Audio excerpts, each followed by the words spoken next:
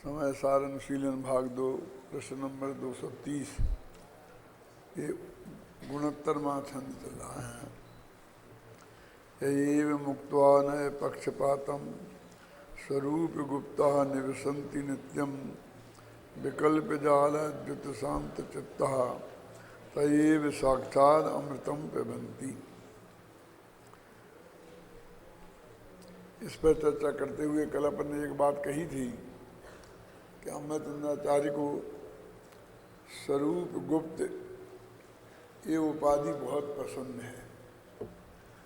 कोई दे और न दे क्या फर्क पड़ता है, क्या दूसरों के द्वारा दी गई उपाधियां तो उपाधियां हैं। इस छंद में वे इनडायरेक्ट वे में अपना नाम भी रख देते हैं। देखो ना, साक्षात अमृतम पिबन्ति, तो अमृतम में अमृतचंद्राचार्य आ गए और स्वरूप गुप्त हो ही गए। जो अंत का छंद है ना, उसमें ही लिखा ना स्वरूप गुप्त अमृत चंद्र का, इसमें कुछ भी कर्तव्य नहीं है। माने जब वो ये विशेषण को वो अपने लिए लगाने में बहुत गौरव का अनुभव करते हैं। ये इसका जो नयों के पक्षपात को छोड़कर सदा स्वरूप में गुप्त होकर निवास करते हैं, वे ही साक्षात अमृत का पान करते हैं, क्योंकि उनका चित्त विकल्प जाल रहित हो गया है और एकदम शांत हो गया है। एक तो इस बात में ये है कि एव मुक्त्वा नए पक्षपातम, इन नयों को नहीं छुड़ाया है, नयों के पक्षपात को छुड़ाया है ना। और पक्षपात माने विकल्प, भेद, समझे ना।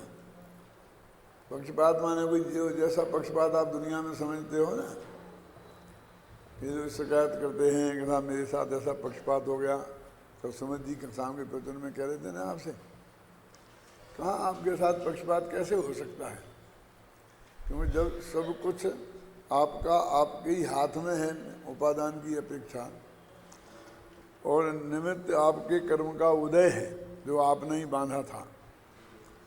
ये दो इतने बलवान कारण विद्यमान हैं, तो सामने वाला तो बहुत दूर का निमित्त है?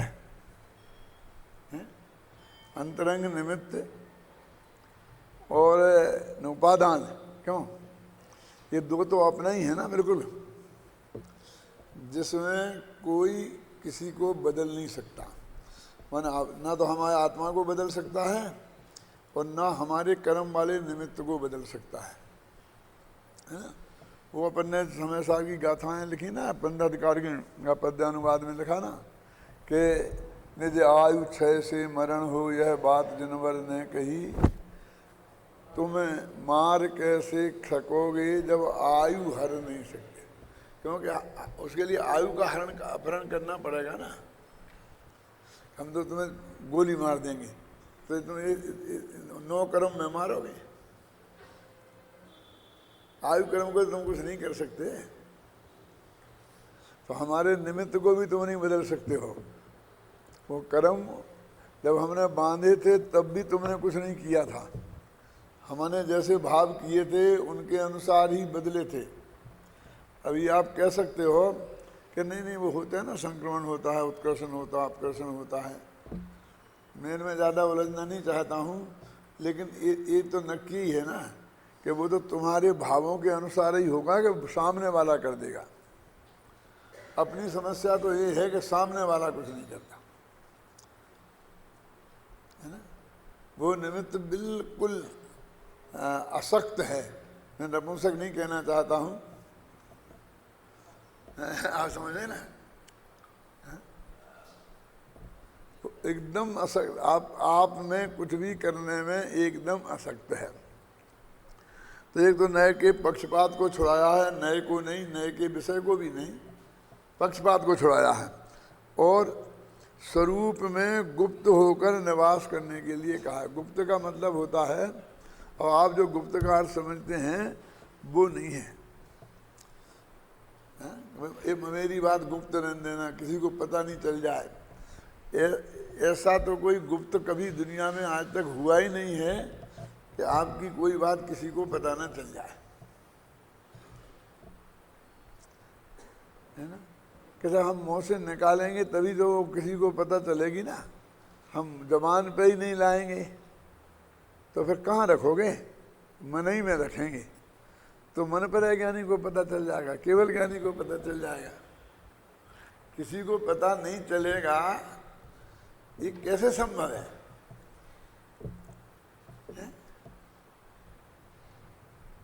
तो ये गुप्त कहाँ रही है? गुप्त माने छिपाना नहीं। हम गुप्त का अर्थ अभी छिपाना समझते हैं, और यहाँ गुप्त का अर्थ है सुरक्षित।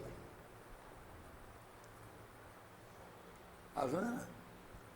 स्वरूप में गुप्त हैं माने स्वरूप में सुरक्षित हैं, स्वरूप में छिपे हैं। कोई उन्हें डर लग रहा हो किसी को, कभी जाके किसी से छिपते फिरेंगे, समझे ना? स्वरूप में गुप्त है ना। दूसरी बात, और निवास करते हैं, तो निवास का भी अर्थ अपन ऐसे समझते हैं कि हम यहाँ जयपुर में निवास करते हैं, फिर बाबू नगर में करते हैं, तो ऐसा वैसा निवास नहीं है। तो उनकी श्रद्धा में ये है कि मेरा स्वरूप ये है, और जो मेरा स्वरूप है वो ही मैं हूँ। इसका नाम है स्वरूप में निवास करना, श्रद्धा की अपेक्षा। समझ गए ना आप? अकलंग देव ने राजवार्तक में बड़ी मजाक उड़ाई है। क्या कहाँ कहते क्या? आकाश में। अब आकाश में जो बोलते हैं ना, आकाश में 6 द्रव्य रहते हैं, तो वो कहते स्वात्मनि अवतिष्ठ मानत्वात्। अरे हर वस्तु अपने में रहती है, आकाश में कहाँ को रहेगी? आकाश तो निमित्त मात्र है।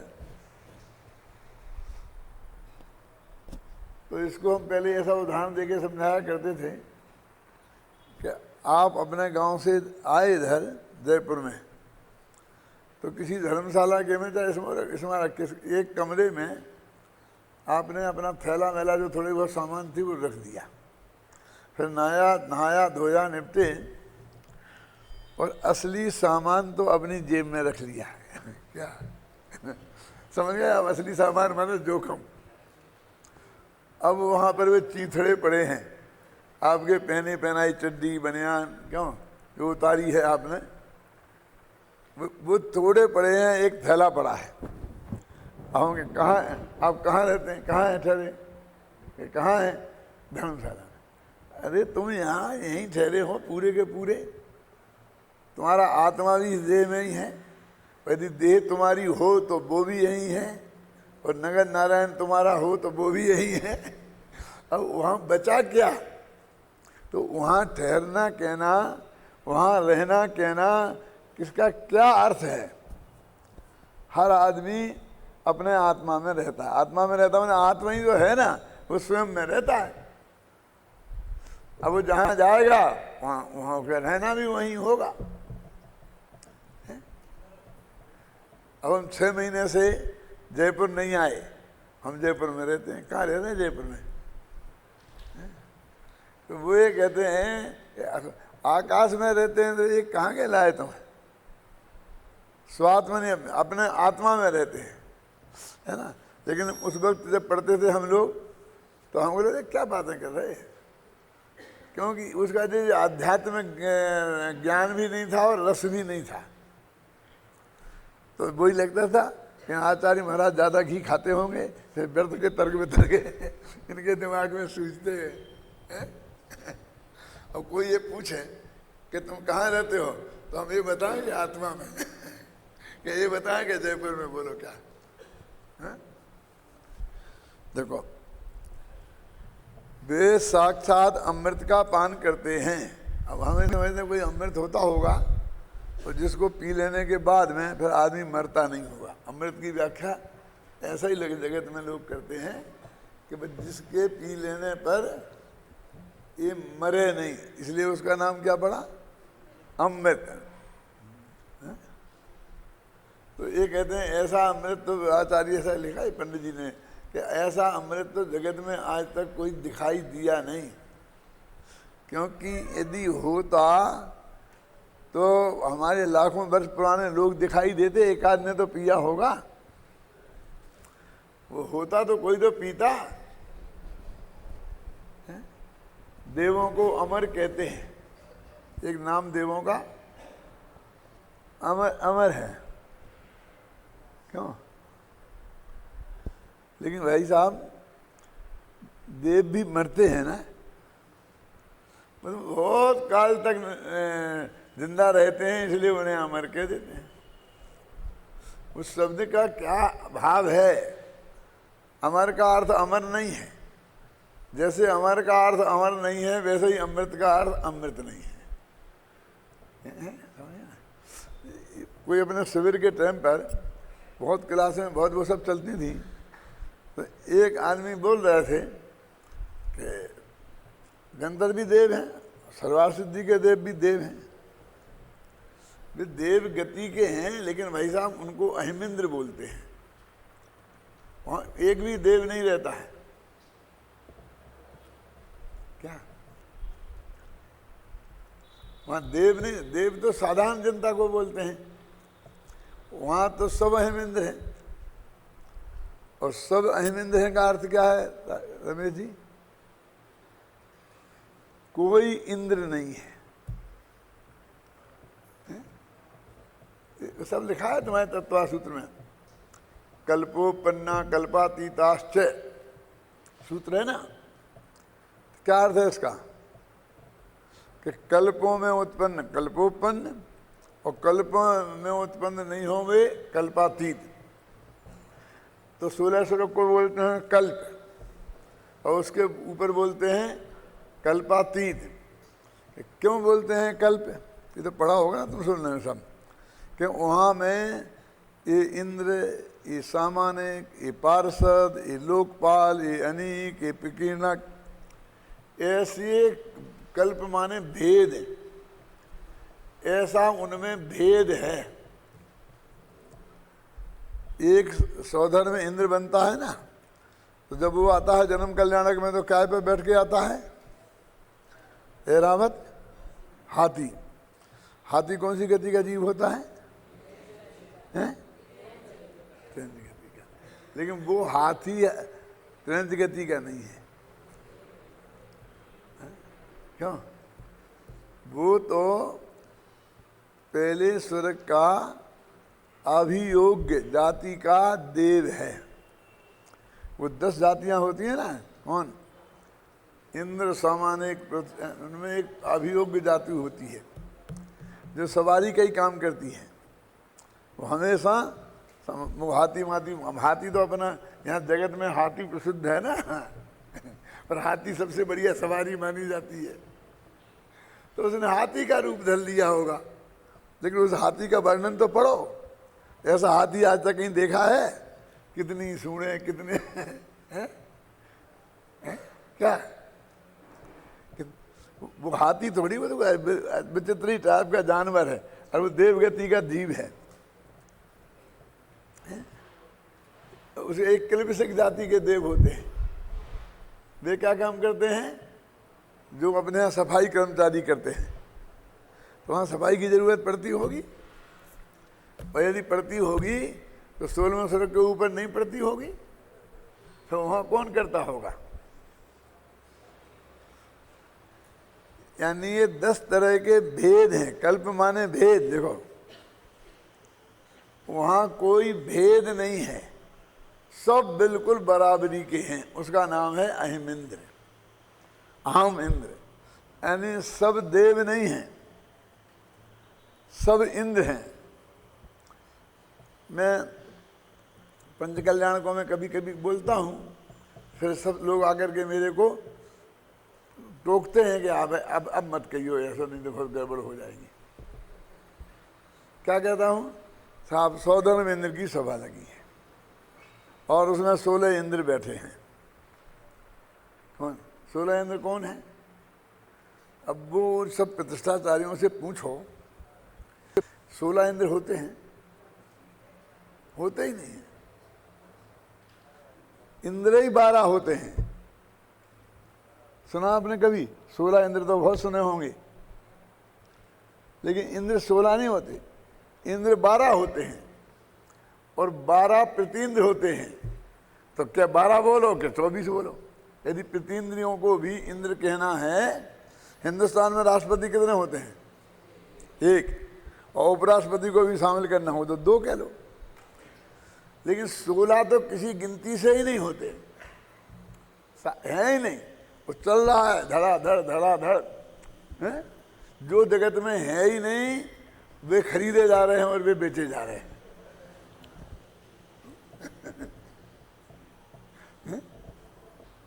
और लोग लाखों में खरीदते हैं, समझ गए, लेते हैं। और अब देखिए, अब पहले स्वर्ग का इंद्र सोधर में, तो वो बन गया अध्यक्ष, बड़ी सीट पे बैठ गया, और 16वें स्वर्ग का वो कोने में जाके बैठा है, वो 2000 वाला।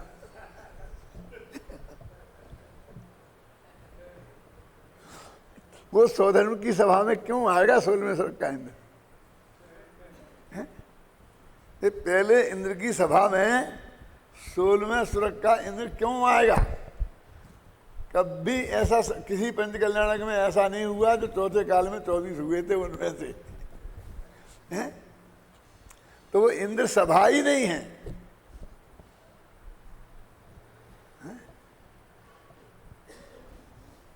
सब चल रहा है।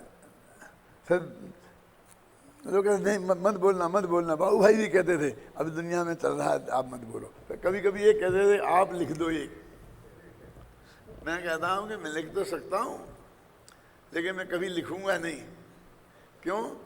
कि ये सब इतना प्रसिद्ध इतना प्रचलित है कि ये सब प्रतिष्ठाचारी एक हो जाएंगे। क्यों? कि एक तो वे गलत सिद्ध होते हैं और फिर दूसरी फिर मेरा लिखा प्रतिष्ठा पाठ कोई कराएगा ही नहीं, क्या करें लिख करके, वही चलेगा, मेरा बहिष्कार और हो जाएगा।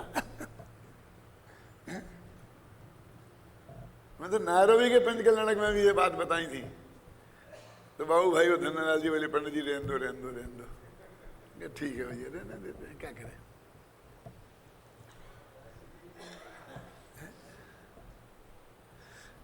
अब ये सब तत्वाश्रुत नहीं पढ़ते हैं, ये तो सामान्य बातें हैं ना, ये कोई समय सार की गाथा में से निकली हैं। लेकिन आश्चर्य तो ये है कि उनने 50 करा लिए, शतक हो गए, और उनने इस बात पे आज तक सोचा ही नहीं। भाई विकल्प आ जाता, सोच लेते हो, फिर कोई अन्यथा शरणम नास्ति, कोई दूसरा उपाय नहीं है, फिर करते रहते। मेरा मतलब समझ है? स्थापना निक्षेप होता है तो वो उसका मतलब जो हमने वो उसके अनुरूप होना चाहिए ना, है?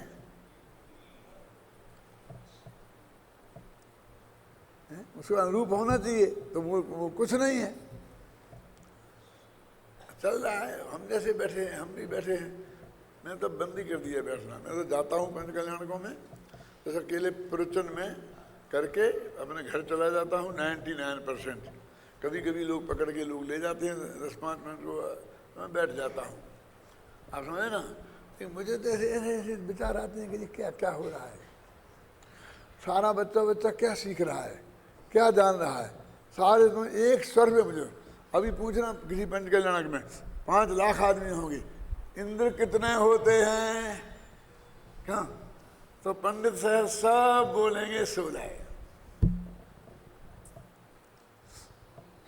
तो 12 होते हैं, तो स्वर्ग तो 16 होते हैं, तो स्वर्ग भी 12 होते होंगे। ऐसा नहीं है, पहले स्वर्ग में 1, दूसरे स्वर्ग में 1, तीसरे में 1, चौथे में 1, और 5वें और 6वें में मिलाकर 1, 7वें और 8वें में मिलाकर 1, 9वें और 10वें में मिलाकर 1, 11वें और 12वें में मिलाकर 1, और 13वें में 1, 14वें में 1, 15वें में 1, 16वें में 1, ऐसे होते हैं।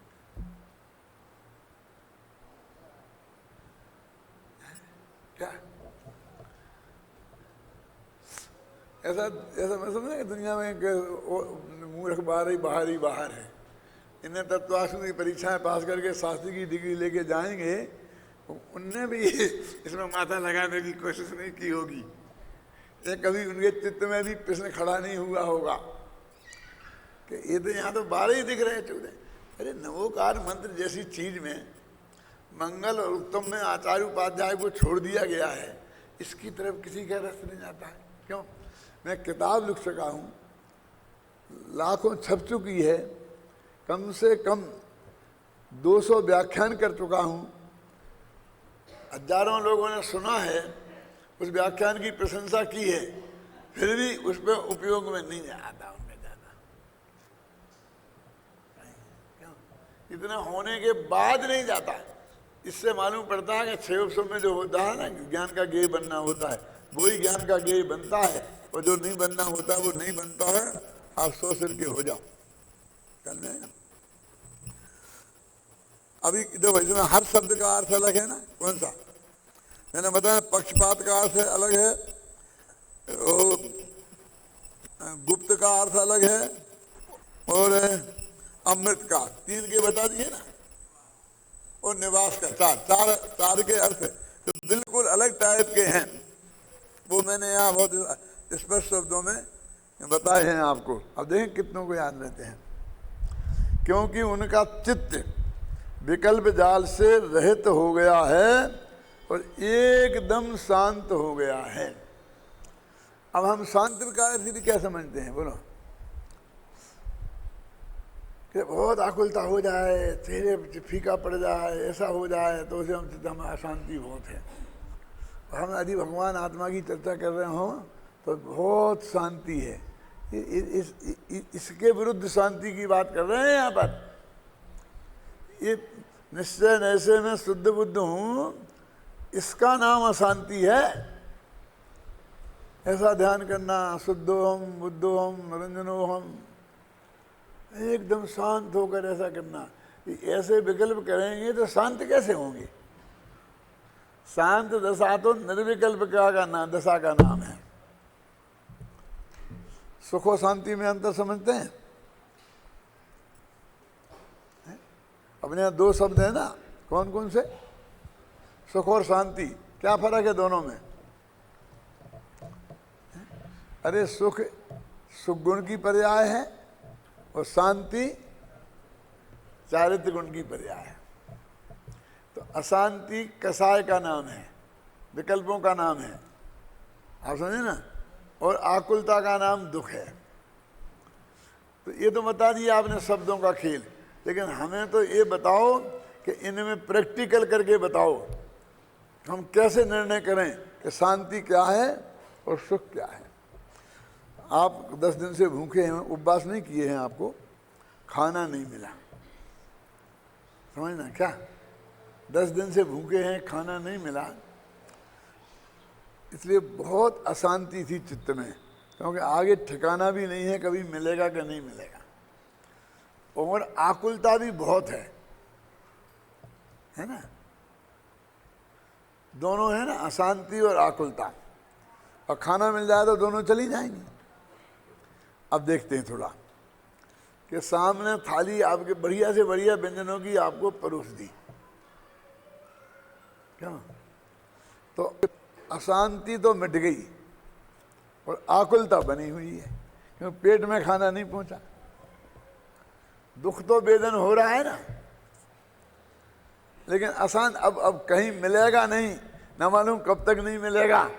ऐसी जो अशांति थी बबलू, वो तो मिट गई।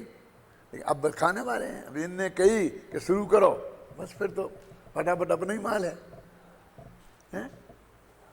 तो अभी क्या है, अशांति गई और आकुलता रही। इतने में कोई आया और सामने से थाली उठा के ले गया। किस बेवकूफ ने इसको बैठा दिया, हटाओ। बोलो, अशांति भी आ गई। अंतर समझ में आएगा नहीं? फिर जिस बेवकूफ ने उठाया था उसे उसके पिता ने तो चांटा मारे। बेवकूफ, मेहमान का अपमान करता है, हट रहा है। भाई साहब, मैं माफ़ी मांगता हूँ आपको इसकी तरफ से, आप तो विराज हो। अशांति फिर गई। क्यों? अब आकुलता तो बनी रही लगातार। क्यों? आकुलता तो पेट में भोजन जाएगा तब जाएगी, हैं? अब अंतर समझ में है ना, अशांति और आकुलता। विकल्प मात्र अशांति है यहाँ कह रहे, और निर्विकल्प दशा ही शांति है। ये इसका अलग अर्थ हो गया ना। अब जो नयों के पक्षपात को छोड़कर सदा स्वरूप में गुप्त होकर निवास करते हैं, वे ही साक्षात अमृत का पान करते हैं, क्योंकि उनका चित्त विकल्प जाल रहित हो गया है और एकदम शांत हो गया है। देखो अब इसका अब पद्यानुवाद पढ़ते हैं, तो रोजीना पढ़ते हो कि जो निव से निज माही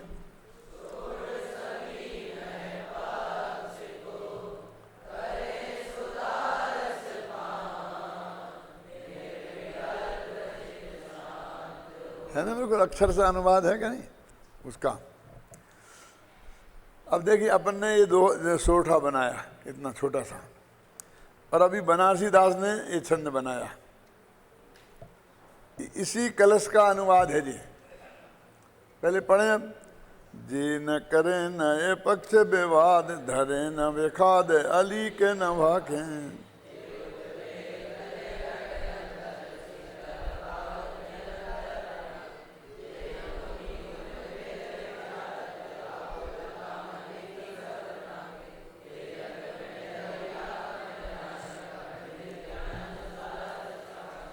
भाव तो पूरा आ ही गया है ना, इसमें तो कोई शक नहीं है। लेकिन अली के ना भाके, झूठ नहीं बोले, ये कौन से शब्द का अर्थ है? दो अपना जो छंद है,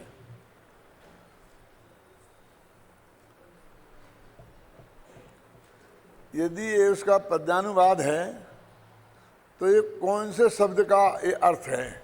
और भी कई हैं, समझ में है ना। लेकिन एक मोटा है ना, अली के ना भागे, झूठ नहीं बोलते। इनमें है ऐसा कोई शब्द? नहीं है। इसलिए मैं कहता हूं कभी कभी कि मेरा ये पद्यानुवाद है और उनका ये भावानुवाद है, दोनों में फर्क है। क्या समझ में? अभी क्यों है ये भी बताऊंगा, घबराना नहीं, पहले ही बता दूं ना, फिर आकुलता हो जाएगी। अब ये देखो, इसी के ऊपर पढ़ो। इसी प्रकार का भाव कलश टीका में पांडे राजमल जी भी व्यक्त करते हैं, जो इस प्रकार है। पांडे राजमल जी ने कलश टीका लिखी तो कलशों का अर्थ लिखा, तो बनारसी दास तो बस जो उन्हें समयसार पढ़ा था वो सिर्फ कलश टीका के आधार पर ही पढ़ा था, क्योंकि उस वक्त हिंदी का तो कोई ग्रंथ था ही नहीं, गद्य तो था ही नहीं। बताओ कोई है?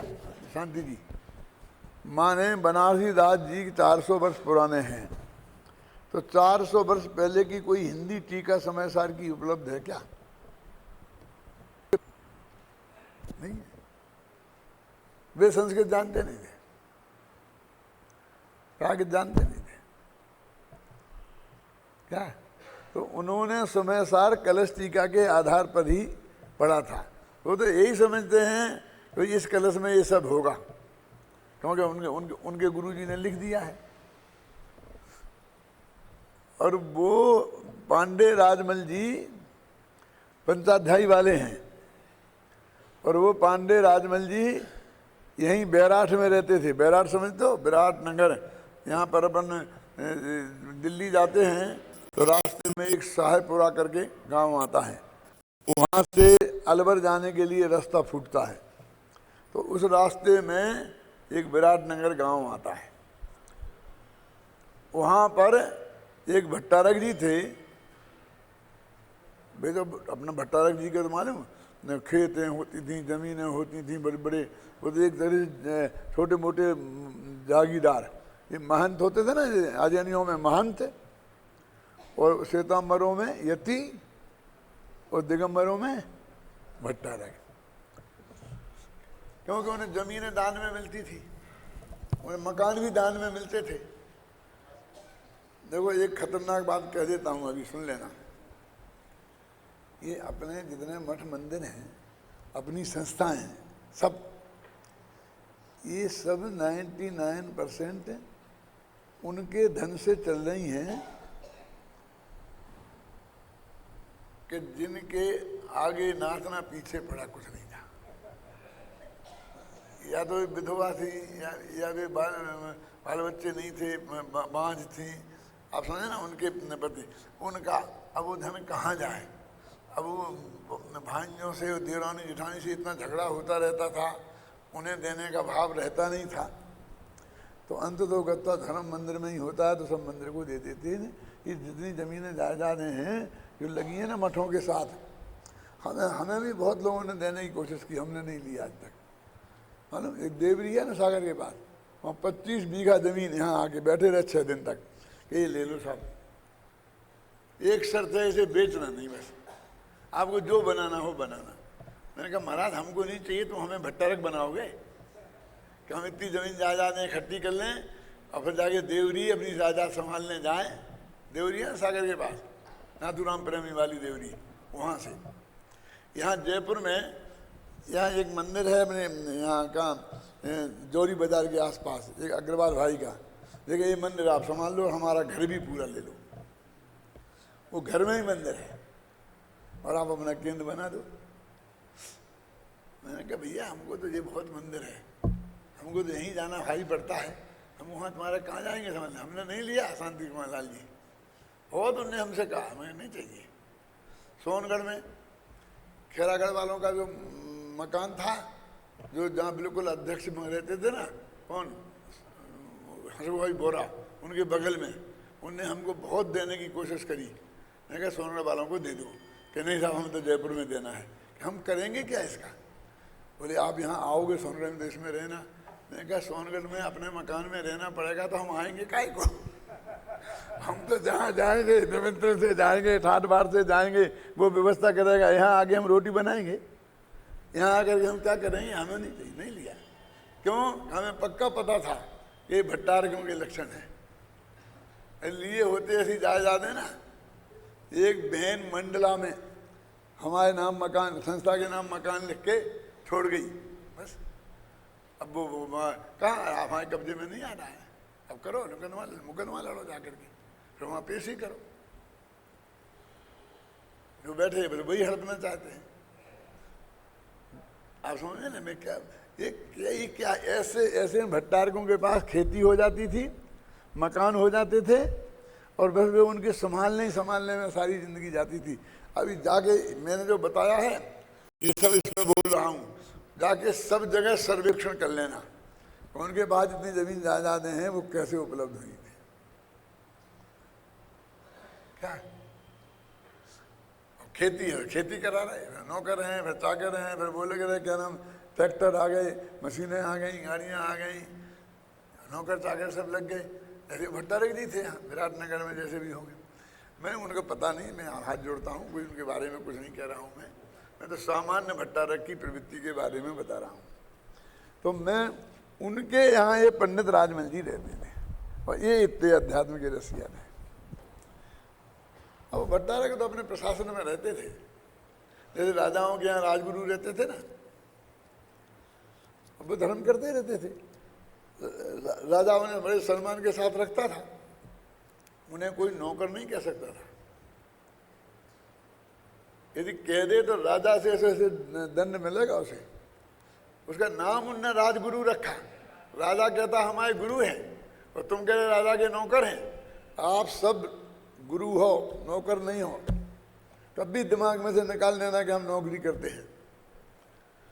सब गुरु हैं, सब ज्ञान दान देते हैं, सब पढ़ाते हैं। कैसा वो जो तनख्वाह नहीं लेते वे गुरु हैं, इस धोखे में मत रहना। वे रोटी कहाँ से कमाने जाते हैं? वे भी रोटी कपड़ा समाज से लेते हैं, तुम भी रोटी कपड़ा ले रहे हैं। इतना ही फर्क है कि उन पे लाखों रुपए का खर्चा आ जाए तो भी समाज करेगी और तुम्हें नाप नाप के ही देगी। क्या समझिए? ज्यादा कौन लेता है, घबराना नहीं। समझ में आया? आप 2 नंबर के नहीं हो। देश का कोई अध्यापक नौकर नहीं है, सब गुरु हैं। ये गुरु बुद्धि जिस दिन निकल जाएगी विद्यार्थी पढ़ नहीं पाएंगे, और अध्यापक जिस दिन नौकर बन गया वो पढ़ा नहीं पाएगा। वो किसके प्रति जिम्मेवार हैं? हम तो कुंद कुंद के प्रति उत्तरदायी हैं, अमरचंद के प्रति उत्तरदायी हैं, ख्याल में है ना। हमारी व्यवस्था जुटाने वाले के प्रति उत्तरदायी नहीं है। तुमने ऐसा कहा, तुम कौन पूछने वाले होते हो? कुंद कुंद आगे पूछते हमसे कि हमारे गाथा के बारे में तुम ऐसा क्यों कह रहे? अमरचंद पूछते, हम उन्हें जवाब देंगे, समझना ना। अच्छा चलो, छंद पढ़ रहे थे ना अभी। जे न करे नए पक्ष विवाद, धरे न विखाद अली के न भाखे, उद्वेग तजे घटे अंतर, जे न गुनी गुने भेद विचारत।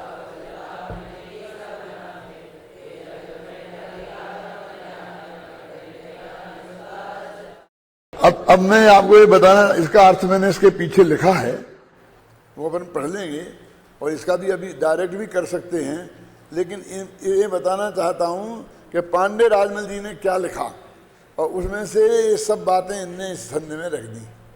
तो ये तो इसका पद्यानुवाद है, ऊपर के गद्य को उनने पद्य में डाल दिया है। क्या में? कौन से में? देखो, जो एक सत्य रूप वस्तु है उसका द्रव्य गुण पर्याय रूप उत्पाद व ध्रुव रूप विचार करने पर विकल्प होता है। ये पांडे राजमल जी की ताकत थी। उत्पाद व ध्रुव के बारे में सोचो, द्रव्य गुण पर्याय के बारे में, ये विकल्प है। क्या है? उस विकल्प के होने पर मन आकुल होता है। आप समझिए ना, आकुल कौन सी आकुलता है इसमें? आप किसको आकुलता समझते हैं? वो यहाँ काय को आकुलता बता रहे हैं। आकुलता दुख है, इसलिए वस्तु मात्र के अनुभव करने पर विकल्प मिटता है। माने आप सामान्य वस्तु का अनुभव करो, बस खत्म।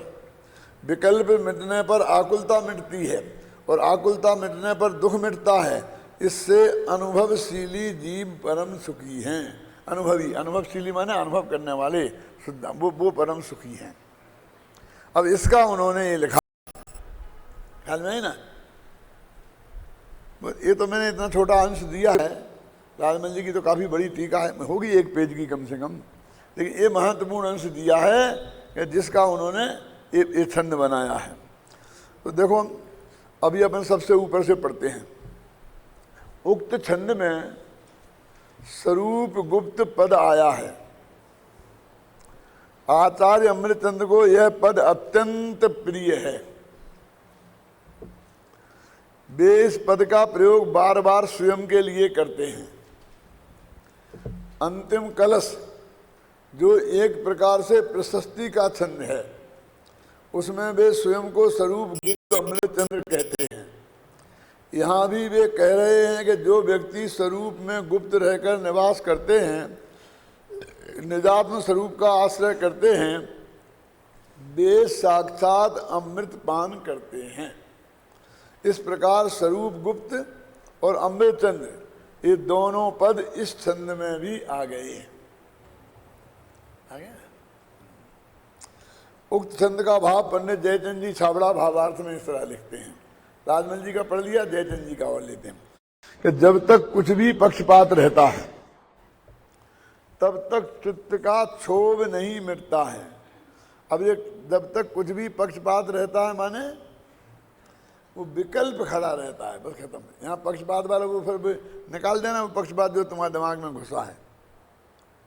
एक दिन मैंने आपको बताया था कि हमको कुंद कुंद के अमृतचंद के शब्दों को की स्टडी करनी पड़ेगी, तब उनका भाव हम समझ सकेंगे। क्योंकि 2000 वर्ष में शब्दों के अर्थ बहुत बदल जाते हैं। जितना महिमावाचक शब्द है, धीरे धीरे उसकी महिमा कम हो जाती है, तो उसे बोलते हैं लाघव। कुछ शब्दों का महिमा कम थी और धीरे धीरे बढ़ जाती है, तो उसे बोलते हैं गौरव। शब्द का गौरव बढ़ गया, शब्द का लघुता आ गई। और कभी कभी तो ऐसा होता है कि उल्टा हो जाता है यार। अब बुद्धू जैसे शब्द का केवल ज्ञानी अर्थ था और मूर्ख हो गया। अर्थ परिवर्तन हो जाता है। भाषा विज्ञान पढ़ो तो सब मालूम पड़ेगा आपको। अर्थ लाघव, देखिए आज ये पंडित शब्द में अर्थ लाघव हुआ है। कैसे हुआ? अपने शास्त्रों में मरणों की चर्चा है तो पंडित मरण और पंडित पंडित मरण,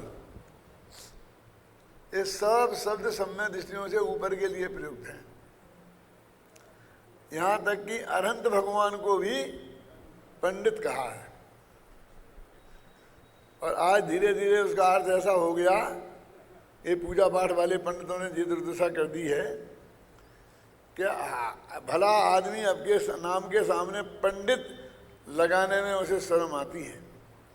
एक दफे पंडित नेहरू को भी ये विकल्प आया था और उन्होंने कहा था मेरे नाम के सामने पंडित हटा दो। क्यों? कि भैया कोई तुम पढ़ के पंडित थोड़ी बने हो, पढ़ के तो तुम वकील हो, तुम्हारा बाप भी वकील था। लेकिन जो काश्मीरी पंडित, एक जाति है पूरी जो अभी भाग के आई है, 3 लाख काश्मीरी पंडित अनाथ हैं आजकल, उन्हें कोई जगह नहीं है, ये क्या बोलते शरणार्थी हैं अभी, ये उस जाति के हैं। क्या?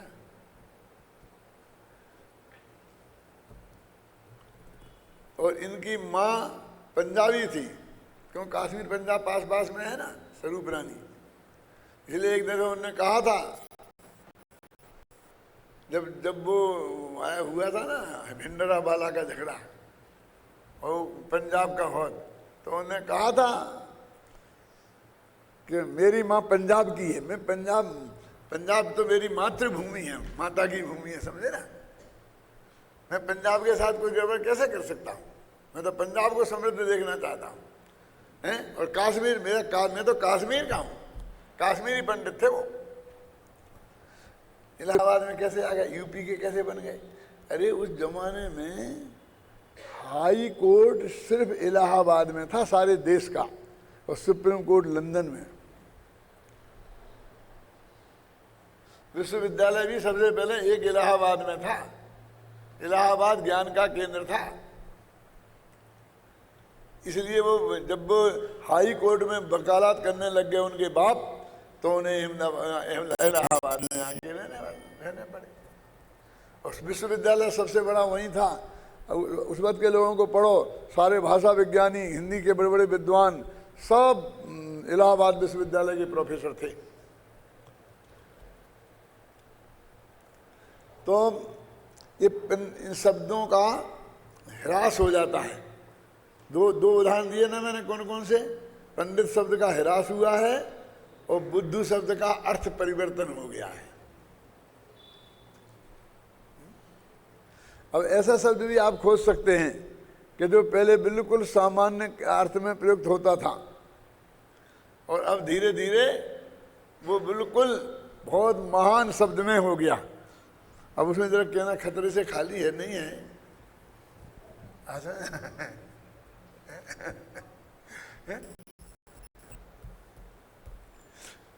गांधी जी ने वो है ना अनुसूचित जाति, जो भी समझ लो आप, उनको बहुत बढ़िया नाम दिया। क्यों? तो वे बड़े बने के नहीं बने, उस नाम की दुर्दशा जरूर हो गई। तो जरूर थे तो 2000 वर्ष पुराने आचार्य, 1000 वर्ष पुराने अमृतचंद के शब्दों को उस काल में उसका क्या अर्थ समझा जाता था, ये समझे बिना आप कैसे समझ सकते हो? इसलिए मैंने एक दिन कहा था कि यूनिवर्सिटी में आपसे कोई ये नहीं पूछता है कि आपने समय सार पढ़ा क्या नहीं पढ़ा, ये मैंने कुंद कुंद पढ़ा क्या नहीं पढ़ा, अमृतचंद पढ़ा क्या नहीं पढ़ा, तुलसी को तुमने पढ़ा क्या नहीं पढ़ा। कि तुलसी को, तुलसी राम की तो हमें कोई किताब ही नहीं देखी। माने तुलसी को पढ़ा, माने तुलसी का जो साहित्य है उसमें कौन से शब्द का किस अर्थ में प्रयोग हुआ है, ये भाषा की दृष्टि से जानना, भाव की दृष्टि से जानना, स्टाइल की दृष्टि से जानना, इसका नाम है तुलसी को जानना, इसका नाम है कुंद कुंद को जानना, इसका नाम है अमृतचंद को जानना। क्योंकि तब तक आप उसके मर्म को नहीं समझ सकते। ख्याल में ना, वो एक अभ्रंश का बहुत बड़े अच्छे विद्वान नामवर सिंह करके एक ठाकुर हैं, और वो अभ्रंश भाषा के अच्छे विद्वान हैं। तो उन्होंने लिखा कि जैन दर्शन में इस शब्द का ये अर्थ होता है आँख मीच के ये अर्थ कर देना। अभी मेरे दिमाग में से निकल रहा है, वो करीब योगसार वगैरह है पद्मा प्रकाश, उसमें बार बार आता है। तो उन्होंने कहा कि इस शब्द का ये अर्थ होता है आँख मीच के करना।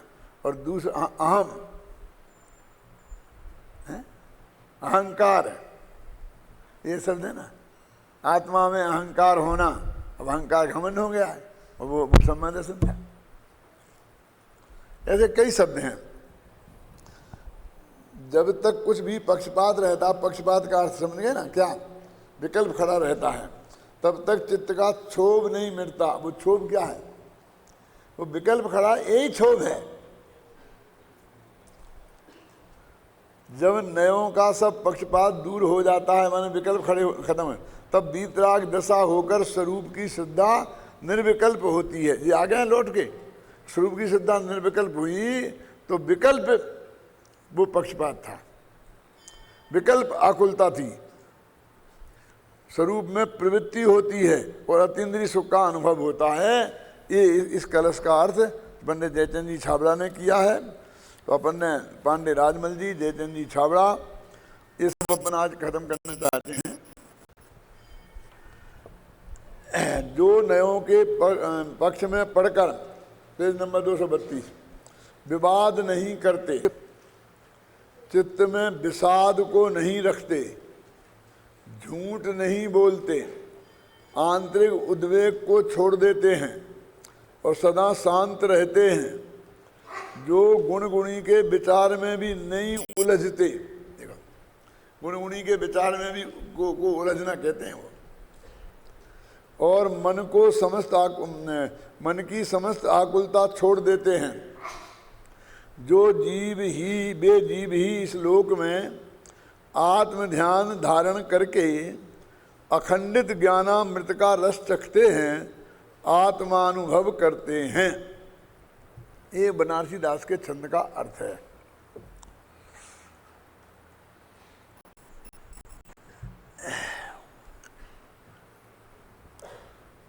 इस प्रकार यह स्पष्ट है कि इस छंद में मात्र यही कहा गया है, इस सारे का निष्कर्ष निकाल के रखा है हर जगह। जो व्यक्ति नए पक्षातीत होकर निज स्वरूप में निवास करते हैं, विकल्प जाल से रहित शांत चित्त वाले वे व्यक्ति अतीन्द्रिय आनंदामृत का पान करते हैं। तात्पर्य यह है कि आत्मानुभवी ही सुखी होते हैं और कोई सुखी नहीं है। आत्मानुभवी भी अनुभव के काल में एक मामले में अपना बहुत गड़बड़ होती है। अब छठ में गुणस्थान वाला तो अनुभव का काल नहीं है, वो विकल्पों का ही काल है। तो उसमें भी सुखी है कि दुखी। अब इसके हिसाब से दुखी है, क्योंकि अनुभव का काल, अनुभव वाले ही सुखी होते हैं। अनुभव से बाहर आए, विकल्प खड़ा हुआ, नयों का ही विकल्प हो तो अभी दुखी बताए ना। तो भाई साहब वेद तीन कसाय के अभाव रूप जो परिणति शुद्ध हुई है, उसके कारण वो उतनी सुखी है। और जितने विकल्प चल रहे हैं उतना वो दुखी है। तो वो थोड़ी का संबंध इस चीज से पूर्ण सुखी हो जाते हैं।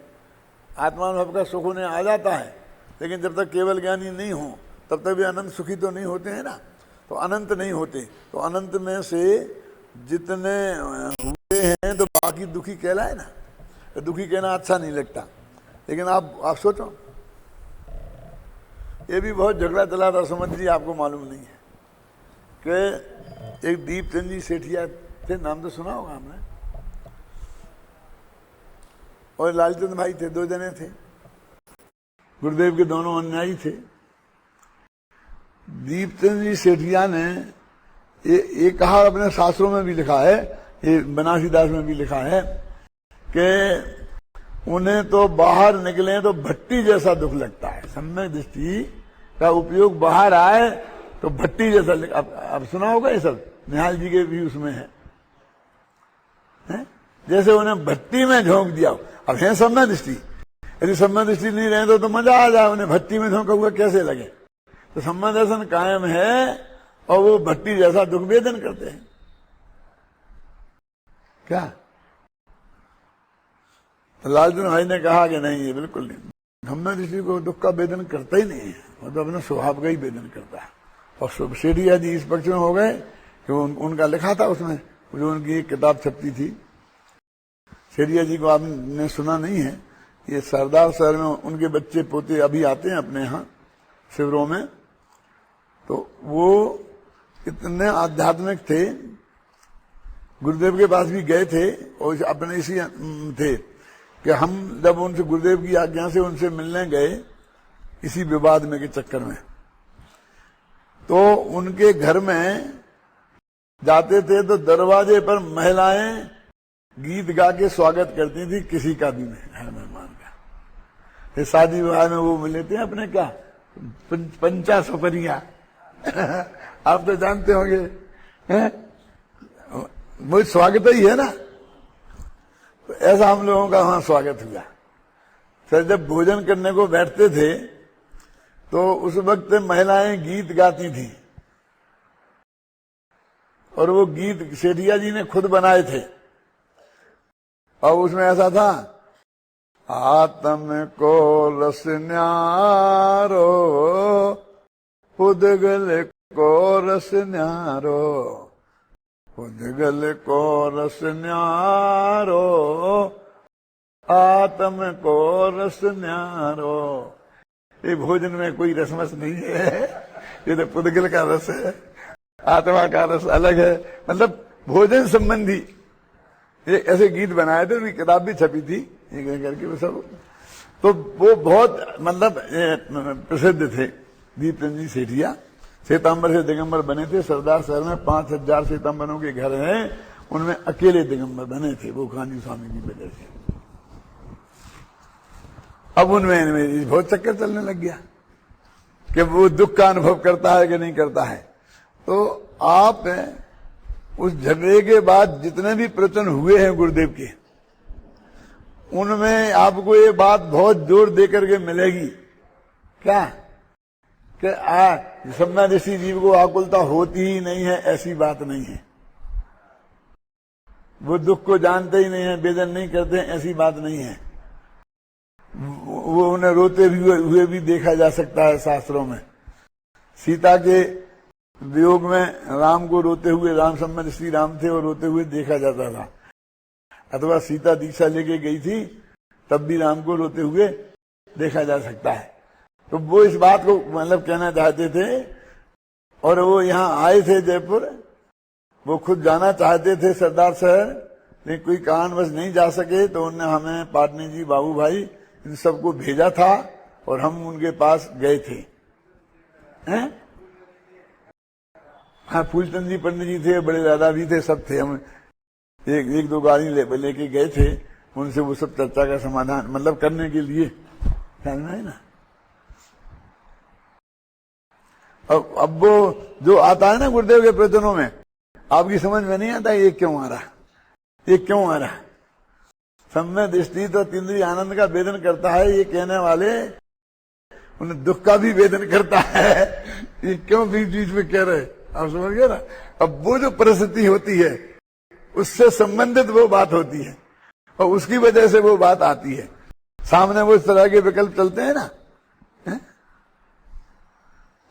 कभी कभी ऐसा लगता है आत्मा स्वौर पर दोनों को जानता है, इस पे इतना जोर क्यों दे रहे। ये तो सामान्य बात है, लोगों को लगती है। लेकिन उस वक्त कोई ऐसे लोग थे जो बहुत जोर से आत्मा पर को जानता ही नहीं है, ऐसा आंदोलन चला रहे थे। तो इसलिए उसके जवाब में ये बार बार आता है कि साहब ध्यान के पीछे क्यों पड़े। अरे ध्यान के पीछे पड़ जाएंगे तो मोक्ष चले जाएंगे, क्या नुकसान है। लेकिन ये क्यों कर, इसका निषेध क्यों कर रहे हैं। तो उस वक्त की ऐसी जो प्रवृत्तियां हैं, ये उनका ध्यान के नाम पर देह की सेवा करने वाली प्रवृत्तियां वो चल रही थी बहुत तेजी से, वो उनके संदर्भ में बात आती है। वो कोई जो ध्यान है अपने शास्त्र में उसके विरुद्ध कुछ नहीं है, उसके तो अनुकूल ही है सब। अब उन्हें ध्यान के विरोधी, ध्यान के पक्ष में, ध्यान के ऐसा ना। तो इसलिए मैं आपको बोल रहा हूं ना कि तत्कालीन परिस्थितियों का ज्ञान होना बहुत जरूरी है। उनकी भाषा का उस समय क्या अर्थ समझा जाता था, उस शब्द का क्या अर्थ था, वो जानना जरूरी है। तब उस रहस्य को आपको पाओगे। अध्यात्म का रहस्य भी बिना कीड़ा बने, बिना उस पर लट्टू हुए, ये भैया ये 24 घंटे का काम है, ये पार्ट जॉब नहीं है। ये ऐसा नहीं है कि भाई हमने 8 घंटा धंधा किया, भैया 1 घंटा हमने स्वाध्याय किया। नहीं पड़ेगी पार। नहीं तो ये ब्रह्मचारी लोग, त्यागी लोग, मुनिराज घर छोड़ के जंगल में नंग निगम्बर होकर काय को बैठते। वो बात भी है कि चौथे गुणस्थान में इतने झगड़े में पड़े हुए समस्या तो हो ही सकता है। दोनों में से पक्षों को समझना, इसका असली आनंद लेना है तो इसके लिए जीवन समर्पित करना पड़ेगा। और काम गृहस्थी में हो तो वो सब काम पार्ट टाइम होना चाहिए आपके।